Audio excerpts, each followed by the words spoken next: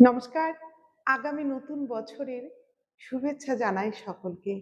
কিভাবে এই নতুন বছরের ১ম দিনে বর্ষবরণ করবেন, কিভাবে আপনি আপনার দিনটি শুরু করলে আগামী ২০২৬ সাল রবির বছর আপনার সমস্ত ইচ্ছা পূরণের বছর হবে।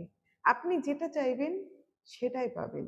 আপনার মনের সকল কামনা বাসনা পূর্ণ হবে। যারা সরকারি চাকরি এতদিন পাননি, অনেক বাধা পেয়েছেন। কি করলে সরকারি চাকরি পাওয়ার বেশি সম্ভাবনা থাকবে, সেটাই আজকে জানাবো। ২০২৬ সালের ১ম দিন আপনি সূর্যোদয়ের আগে বিছানা ছেড়ে উঠবেন।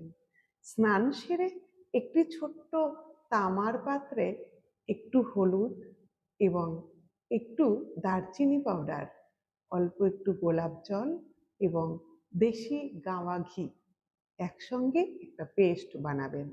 এই ৪টি জিনিসের সংমিশ্রণে যে পেস্ট তৈরি হবে, সেটি আপনি অনামিকা আঙুলের মাধ্যমে, আপনি যদি মহিলা হন বাঁ হাতের অনামিকা আঙুল, আপনি যদি পুরুষ হন ডান হাতের অনামিকা আঙুলের মাধ্যমে আপনার মুখ্য প্রবেশদ্বার, যেটা দিয়ে আপনার ঘরে প্রবেশ করেন, সেই মুখ্য প্রবেশদ্বারে ৫টি ফোঁটা আঁকুন।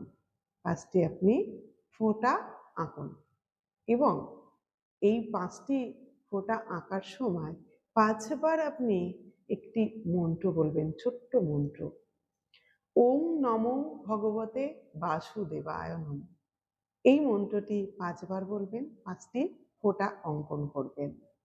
সূর্যদেবের উদ্দেশ্যে পূর্ব দিকে একটি নমস্কার করবেন আর তুলসী মন্দিরের সামনে বা তুলসী গাছের সামনে একটি মাটির প্রদীপ ঘি দিয়ে প্রজ্বলন করবেন।